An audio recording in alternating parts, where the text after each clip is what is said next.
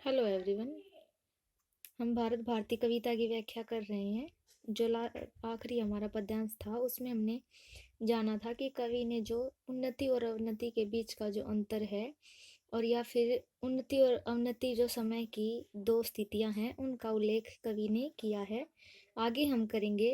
अब कवि जो हम पद्यांश कर रहे हैं उसमें हम देखेंगे कवि क्या कहना चाह रहे हैं। और मैं उम्मीद करती हूँ जितना मैंने आपको अभी तक करवाया है वो आप समझ पा रहे हैं, और जो मैं आज करवाऊंगी वो भी आप समझेंगे। यदि आपको समझ नहीं आती है कोई भी बात, कोई भी किसी भी लाइन में कोई भी अर्थ आपको नहीं समझ आता, आप मेरे को कमेंट कीजिएगा, मैं उसका जवाब आपको ज़रूर दूंगी। चलिए हम शुरू करते हैं। यह नियम है उद्यान में पक कर गिरे पत्ते जहाँ। जो कवि हैं वो कहते हैं यह नियम है, या कि मतलब ये जो नियम है ये प्रकृति का नियम है। प्रकृति का नियम है कि उद्यान में पककर गिरे पत्ते जहाँ, कि जो पत्ते हैं झड़कर जब भी बगीचे में जहाँ पर गिरते हैं, पुराने पत्ते झड़कर जहाँ जहाँ पर गिरते हैं बगीचे के, प्रकटित हुए पीछे उन्हीं के लह लहे पल्लव वहाँ। कवि जो क्या कह रहे हैं, कवि कह रहे हैं कि जहां पर यह प्रकृति का नियम है कि जहां पर जो बाग है, बाग के पत्ते पुराने जो झड़कर गिरते हैं, उन्हीं के स्थान पर जो लहे लहे लहराते हुए पल्लव यानी नए कोमल कोमल जो पत्ते हैं वो उनके बारे में कह रहे हैं कवि कि ये प्रकृति का नियम है। जहां पर पत्ते पहले जो झड़कर जहां पर पत्ते गिरते हैं उन्हीं के स्थान पर दूसरे लहराते हुए पत्ते, नए कोमल पत्ते आ जाते हैं। पर हाय इस उद्यान का कुछ दूसरा ही हाल है। इस उद्यान का यानी भारतवर्ष का उल्लेख करते हुए कवि कहते हैं हाय यानी हे भगवान, पर इस हमारे भारतवर्ष की तो कुछ अलग ही स्थिति है, इसका कुछ और ही हाल है। पतझड़ कहें या सूखना, काया पलट या काल है। कवि कहते हैं इसे पतझड़ कहें या फिर सूखना कहें, इसे पतझड़ की ऋतु कहें या फिर सूखना कहें, काया पलट यानी पूर्ण रूप से परिवर्तन होना कहें, या काल है या फिर मृत्यु कहें। कवि कहते हैं कि हमारे भारत की स्थिति ऐसी नहीं है कि जो एक प्रकृति का नियम है, जो बगीचे में जहाँ के पत्ते गिर जाते हैं वहां पर दूसरे पत्ते आ जाते हैं उसी स्थान पे, पर हमारे भारतवर्ष की ऐसी दिशा नहीं, ऐसी स्थिति नहीं है। अब हम इसे पतझड़ कहें, सूखना कहें या फिर काया पलट होना, पूर्ण रूप से परिवर्तन होना कहें।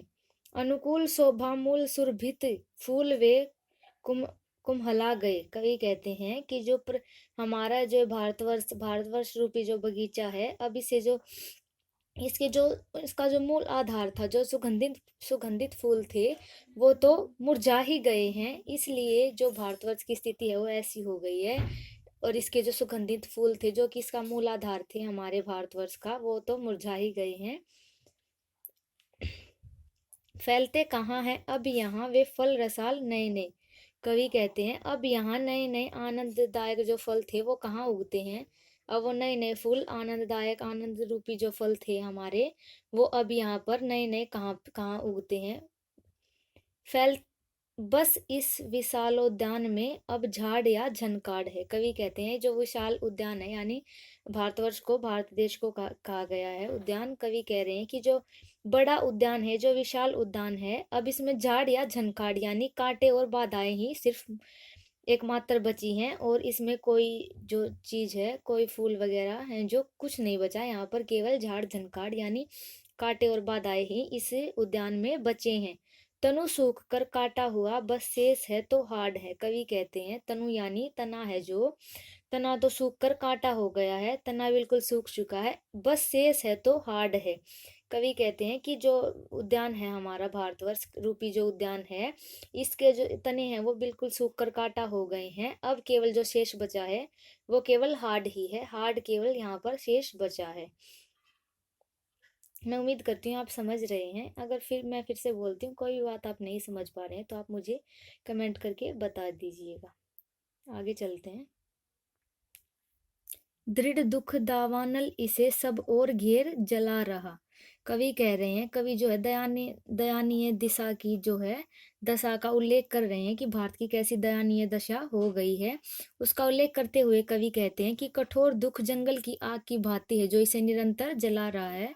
कठोर जो दुख है, दुख इस जंगल रूपी जो जंगल की आग जो होती है उसकी तरह भारतवर्ष को यानी जला रहा है, उसे इस तरह से जला रहा है जैसे जंगल में आग फैल जाती है, निरंतर फैलती ही जाती है, उस तरह जला रहा है। इतना उसके बाद क्या कहते हैं, तिस पर अदृष्ट काश उल्टा विपद वज्र चला रहा।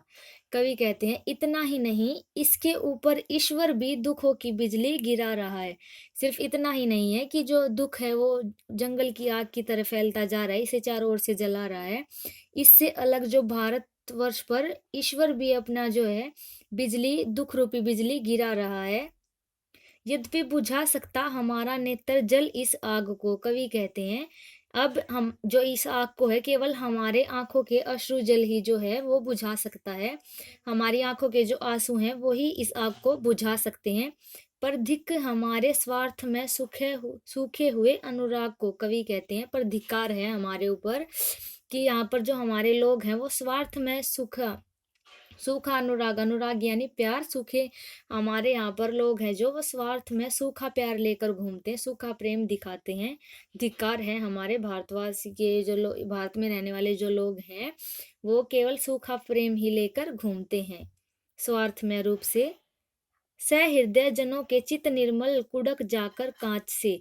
कवि कहते हैं जो सहृदय के लोग हैं, अच्छे दिल के लोग हैं, भोले वाले जो व्यक्ति हैं, जिनके मन में स्वार्थ नहीं है, हमारे जो ऐसे जो सहृदय के लोग हैं, जिनका चित्त निर्मल है यानी जिनका हृदय निर्मल है, वह कांच के समान साफ और पारदर्शी हैं। वो जो इस प्रकार के जो व्यक्ति हैं वो कांच के समान साफ और पारदर्शी हैं।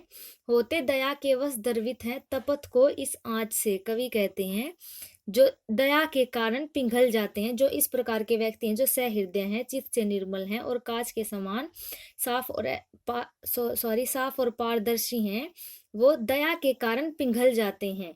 वो किसके कारण पिघल जाते हैं? इस प्रकार के लोग दया के कारण ही पिघल जाते हैं।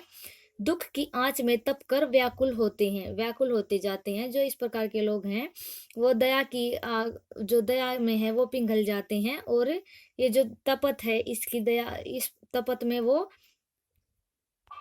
व्याकुल होते जाते हैं। जो दुख रूपी तपत है उसके कारण वो व्याकुल हो जाते हैं। चिंता कभी भावी दशा की, वर्तमान व्यथ्या कभी। कवि कहते हैं इस प्रकार के जो लोग हैं वो चिंतित हो जाते हैं। भारत की जो वर्तमान स्थिति है उसको देखकर वो चिंतित हो जाते हैं। भारत की वर्तमान स्थिति को, उसके भविष्य को लेकर वो हमेशा ही चिंतित रहते हैं। इस प्रकार के लोग हमेशा अवश्य ही चिंतित रहते हैं। करती तथा चंचल उन्हें है भूतकाल कथा कभी। कवि कहते हैं इस प्रकार के लोग हैं जो वो बेचैन रहते हैं। भारत की भूतकाल की जो कथा है उसको सुनकर वो बेचैन हो जाते हैं कि भारत की जो भूतकाल की स्थिति है वो कितनी अच्छी रही थी, और जो वर्तमान की स्थिति है वो क्या दयनीय दशा भारत की हो गई है, इसको सोचकर वो चिंतित रहते हैं। जो इस विषय पर आज कुछ कहने चले हैं हम यहाँ। कवि कहते हैं इस बात पर जब हम कुछ कहने चले हैं, आज हम यहाँ बैठकर इस विषय पर जो बात करने चले हैं, कुछ कहने चले हैं, क्या कुछ सजग होंगे सखे उनको सुनेंगे जो यहाँ जहाँ।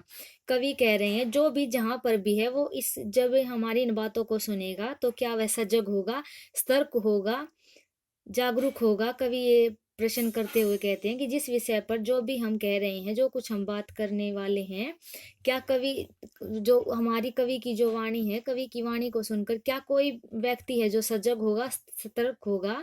जो जहाँ है वह उसे वहीं सुन रहे हैं, क्या आप क्या वह सतर्क होंगे, इसे सुनकर जागरूक होंगे? कवि के कठिनतर कर्म की करते नहीं हम दृष्टता। कवि कहते ये जो है इस पंक्ति में कहा गया है कि जो कवि है उसका कार्य बहुत ही कठिन है, वो कठिन अपने कार्य को कर रहे हैं।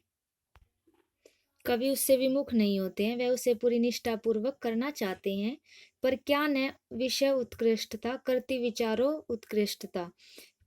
कवि स्वयं से प्रश्न करते हुए कहते हैं कि क्या जिन महान विषयों के बारे में मैं बात कर रहा हूँ, क्या उन्हें पढ़कर या फिर जानकर सुनकर लोगों के विचारों में भी उत्कृष्टता यानी महानता आएगी? जिन महान विषय के बारे में मैं बात कर रहा हूँ, क्या उनको पढ़कर लोगों के जो विचार हैं उनमें भी उत्कृष्टता आएगी यानी महानता आएगी? तो कवि ने भारत भारती कविता का बहुत ही अच्छा वर्णन किया है। भारत भारती कविता की जो इसी के कारण मैथिली शरण गुप्त जी को राष्ट्र कवि की जो उपाधि दी गई थी। प्रसंग मैंने कविता का पहले भी वीडियो में बता दिया है। मैं उम्मीद करती हूँ आपको कविता समझ आई होगी। लेकिन फिर भी अगर आपको कोई बात नहीं समझ आई है तो आप मेरे को कमेंट कर सकते हैं। Thank you.